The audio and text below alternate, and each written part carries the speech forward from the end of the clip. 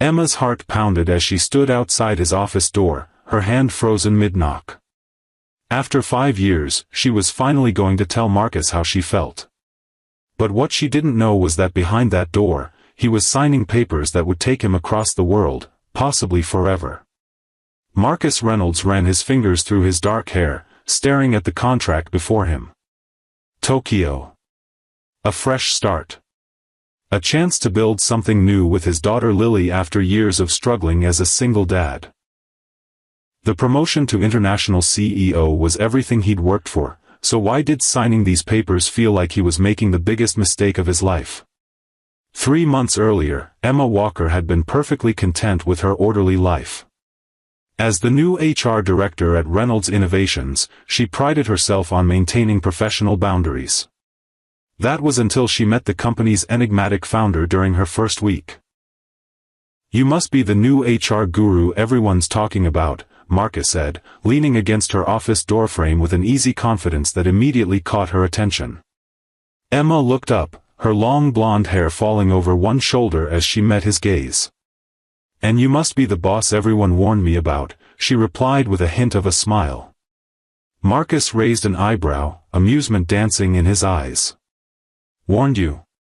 Should I be offended? They said you were brilliant but impossible." "So far I'm only seeing the brilliant part, but the day is young." A genuine laugh escaped him, the kind that suggested it had been a while since someone had spoken to him without deference. "I like you already, Ms. Walker." "Emma," she corrected, standing to shake his hand. When their fingers touched, neither was prepared for the jolt of electricity that passed between them. For a moment, they both froze, caught in each other's gaze. The spell was broken by a small voice from the hallway. "Daddy. You promised we wouldn't be long." A 9-year-old girl with her father's dark hair and sharp eyes appeared beside Marcus, tugging at his sleeve. "Lily, meet Ms. Walker. She's new to our company family." Emma knelt down to the girl's level. "It's lovely to meet you, Lily. You can call me Emma." Lily studied her with surprising intensity before declaring, "You have pretty hair. Like a princess." "Thank you," Emma replied, genuinely touched. "I think yours is much prettier though." Marcus watched this exchange with an unreadable expression. "We should let Ms. Walker, Emma, get back to work. We have that ice cream date to keep." As they left, Emma couldn't help but notice how Marcus's hand protectively rested on his daughter's shoulder, or how his professional demeanor softened when he looked at her. Something about this man was different from anyone she'd ever met. What Emma didn't realize was that Marcus had glanced back at her office, wondering the same thing about her. Over the following weeks, their paths crossed frequently. What began as professional consultations evolved into coffee breaks, then lunch meetings that stretched well beyond their allotted time. "So, single dad and CEO before 40, Emma remarked one afternoon as they sat in the company courtyard. "That can't be easy." Marcus's usual confident expression faltered slightly. "Lily's mother left when she was 2. Said she never signed up to be a parent to a child with special needs." Emma's eyes widened. "Lily has high-functioning autism," Marcus finished. "She's brilliant, just sees the world differently. Most people don't take the time to understand her patterns. That's their loss," Emma said without hesitation. "She's extraordinary." Marcus studied her face, searching for insincerity but finding none. "Most women I meet see her as a complication." "Most women you meet must be idiots," Emma replied bluntly, then immediately blushed. "I'm sorry, that was unprofessional." Instead of being offended, Marcus laughed, that same genuine laugh from their first meeting. "No, please. Be unprofessional more often. It's refreshing." Their eyes met, and for a moment, the busy courtyard around them seemed to fade away. "Mr. Reynolds?" His assistant's voice broke the moment. "Your 3 o'clock is waiting." Marcus stood reluctantly. "Duty calls." "Of course," Emma said, gathering her things. "Emma," he called as she turned to leave. "Lily asked if you might join us for movie night sometime." Her request, not mine. His attempt at casual failed miserably. Emma smiled.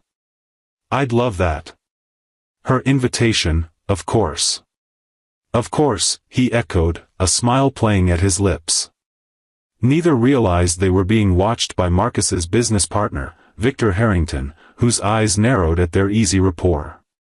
Victor had plans for Reynolds Innovations, plans that didn't include its founder being distracted by romance. Movie night became dinner at Marcus's stunning but surprisingly homey penthouse apartment. Emma arrived with a special gift for Lily, a book about famous women in science that made the girl's eyes light up. "Dad! Look what Emma brought me!" Lily exclaimed, already flipping through the pages. Marcus looked at Emma with quiet gratitude. "You remembered she loves science." "Of course I did," Emma replied softly.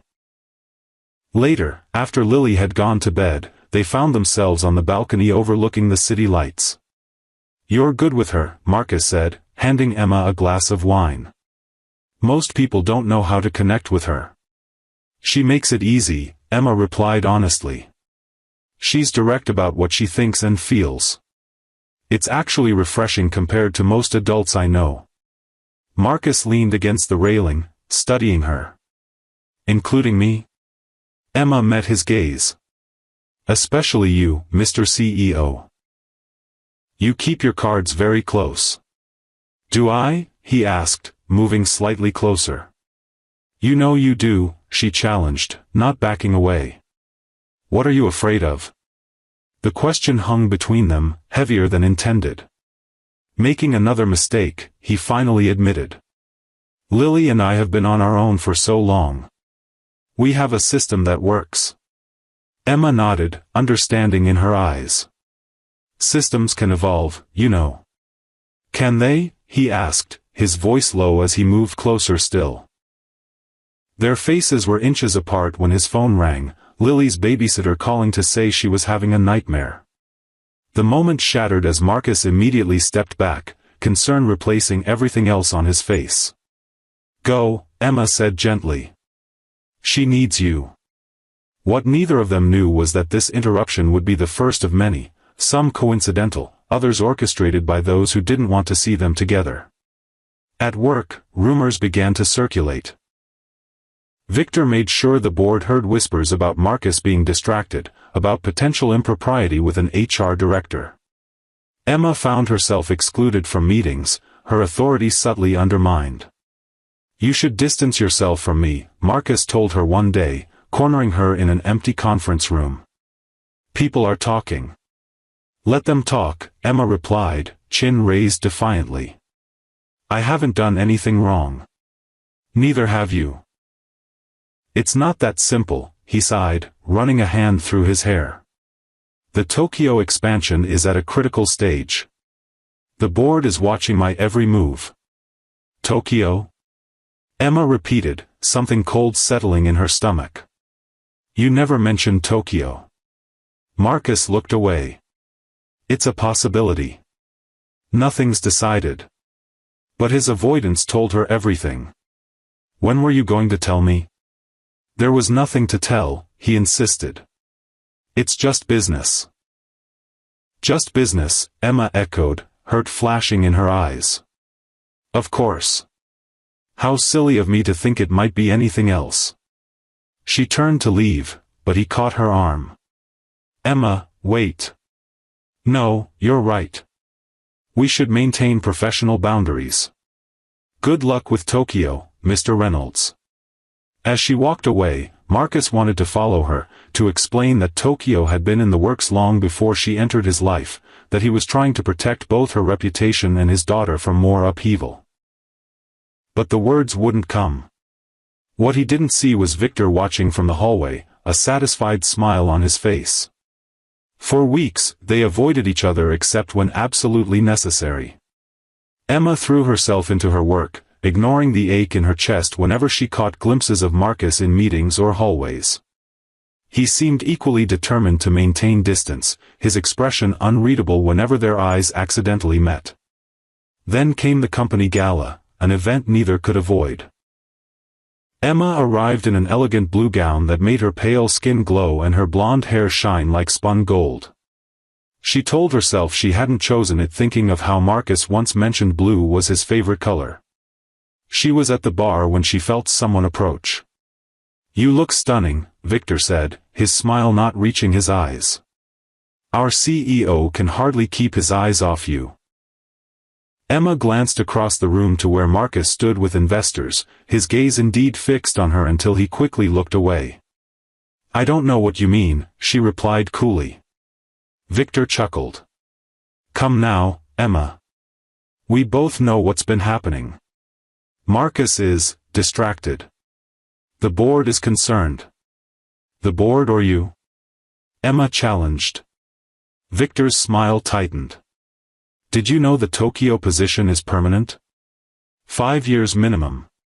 He and Lily will be relocating next month." The news hit Emma like a physical blow, but she maintained her composure. "That's his business." "Is it?" Victor leaned closer. "Or did you think you might change his mind?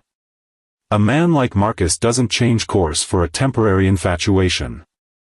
Before Emma could respond, Marcus appeared beside them, his expression thunderous. "Victor. I believe the Nakamura group was asking for you." Victor smiled thinly. "Just keeping your HR director company. We were discussing Tokyo, actually." "Were you?" Marcus's jaw tightened. "How thoughtful of you to discuss my personal business." After Victor departed, an uncomfortable silence fell between them. "Is it true?" Emma finally asked. "You're leaving next month?" Marcus hesitated. "It's complicated." "That's not an answer." "What do you want me to say, Emma?" he asked, frustration evident in his voice. "That I'm turning down the opportunity of a lifetime because we shared a few moments?" The word stung more than she wanted to admit. "A few moments. Right. That came out wrong," he backtracked. "But you have to understand, Lily and we need stability. This move has been planned for years. And I'm just a complication," Emma concluded, echoing his earlier words about how others viewed his daughter. Something flashed in Marcus's eyes, pain, recognition. "That's not fair." "Life rarely is," she replied, setting down her glass. "Congratulations on Tokyo, Marcus. I hope it's everything you're looking for." As she walked away, Marcus felt something important slipping through his fingers, but pride and fear kept him rooted in place. The following weeks passed in a blur. Emma submitted her resignation, unable to bear the thought of working there after Marcus left.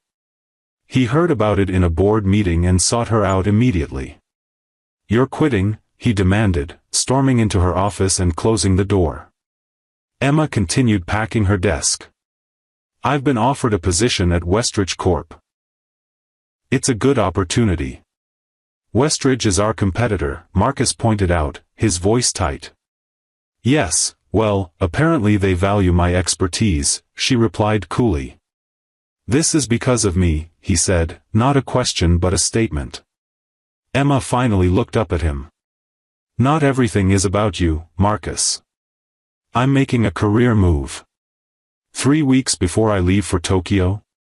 That's quite a coincidence." "What does it matter?" she challenged. "You've made your choice. It's not that simple," he exclaimed, frustration breaking through his usually controlled demeanor. "It never is with you," Emma sighed. "Look, I wish you and Lily all the happiness in the world. I really do. But I need to move on."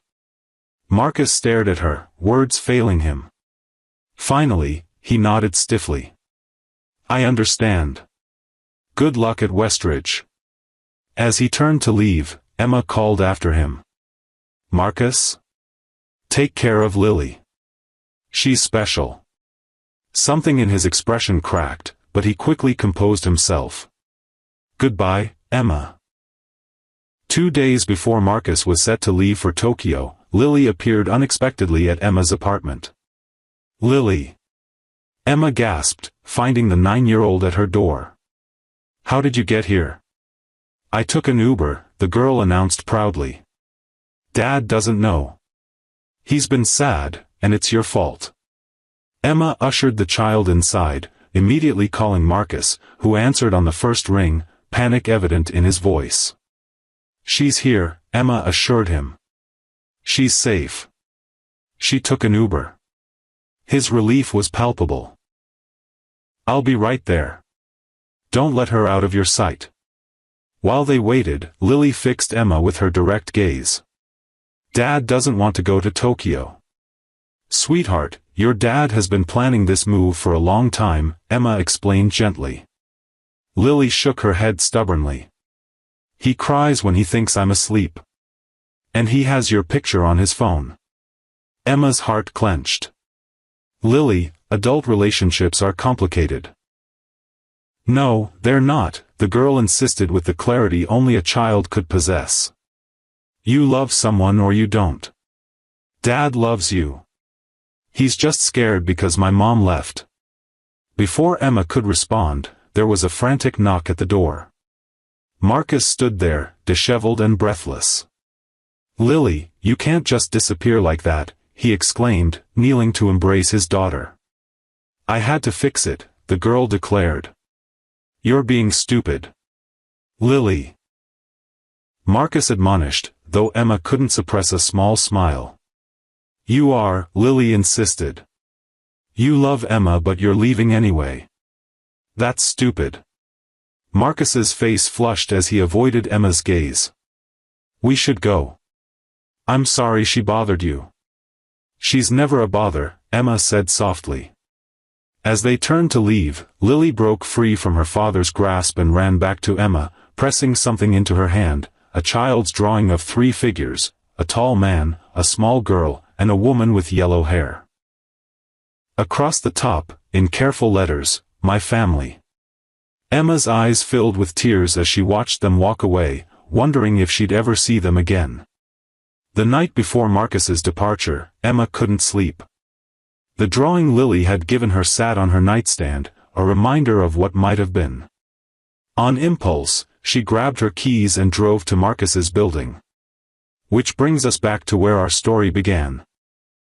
Emma standing outside his office door, her hand frozen mid-knock, unaware that Marcus was inside signing the final papers for his Tokyo transfer. Taking a deep breath, she finally knocked. Come in, his voice called. Emma pushed open the door to find Marcus at his desk, pen hovering over a contract. His eyes widened when he saw her. Emma? Don't sign it, she blurted out. Marcus set down his pen, his expression unreadable. What are you doing here? Emma moved closer, her heart pounding. I couldn't let you leave without telling you that I love you. I've loved you since that first day when you laughed at my stupid joke. I love how you look at Lily like she's the center of your universe. I love that you're brilliant but kind, and that you pretend to be tougher than you are. Marcus stood slowly, his eyes never leaving hers. Emma. I know you're scared, she continued. I know you've been hurt. But running away to Tokyo won't fix that. It will just mean you're sad in a different time zone. A ghost of a smile touched his lips at her words. Emboldened, Emma stepped closer. Lily showed me her drawing. The one of the 3 of us as a family. And I realized that's what I want too. But if you don't feel the same way, if Tokyo is truly what you want, then I'll walk away right now and never look back. For a long moment, Marcus was silent, and Emma's heart began to sink. Then he moved around the desk until he stood directly in front of her. Victor orchestrated the Tokyo position, he admitted quietly. He wanted me out of the way so he could take control of the company. I was going to sign these papers because I thought it was best for Lily. For stability. And now? Emma whispered. Marcus reached out, tucking a strand of hair behind her ear. Now I'm wondering if stability doesn't have to mean sacrifice. If maybe we could build something together, here." Hope bloomed in Emma's chest. "Is that what you want?" Marcus leaned close, his voice barely above a whisper. "What I want is standing right in front of me." Emma's eyes filled with tears as she placed her hands on his chest. "Tell me I still have a chance, don't let it be too late." Instead of answering with words, Marcus closed the distance between them, his lips finding hers in a kiss that spoke of all the words they'd left unsaid. When they finally pulled apart, both breathless, he rested his forehead against hers. "It's not too late," he whispered. "It was never too late." Emma smiled through her tears. "What about Tokyo?" Marcus glanced back at the unsigned contract on his desk. "Tokyo will still be there if we ever want to visit. But my home is here. With Lily, and if you'll have us, with you." "What about Victor?" Emma asked, suddenly remembering the man who had tried so hard to keep them apart. A determined look crossed Marcus's face. "Victor forgot one important detail: I built this company from nothing. The board respects me more than they fear him. Once they learn what he's been doing, he'll be the one looking for a new position." Emma's eyes widened. "You have proof?" "Enough to make him regret ever crossing me." "Or the woman I love," Marcus replied, his voice low and certain. The door suddenly burst open, and Lily stood there, her babysitter apologizing frantically behind her. "I'm sorry, Mr. Reynolds.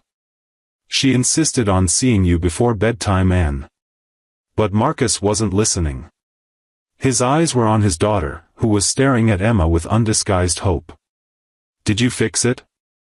Lily asked bluntly, looking between them. Emma knelt down to the girl's level. "We're working on it, sweetheart."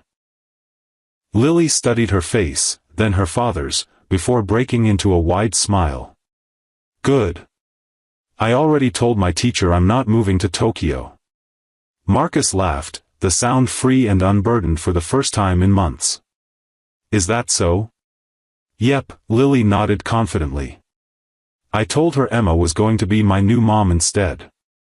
Emma's breath caught as she glanced up at Marcus, whose expression had softened into something tender and vulnerable. "That," he said quietly, "is something we'll have to discuss. But not tonight." He turned to the babysitter. "Sarah, would you mind taking Lily home? I'll be there soon." After they left, Marcus turned back to Emma, taking both her hands in his. "I can't promise it will be easy. Lily has her challenges, and I'm still learning how to balance being a CEO and a father." "I don't want easy," Emma replied.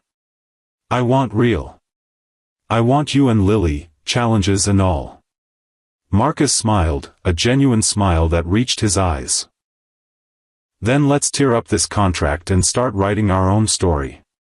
He pulled the Tokyo papers from his desk and deliberately tore them in half, letting the pieces fall to the floor.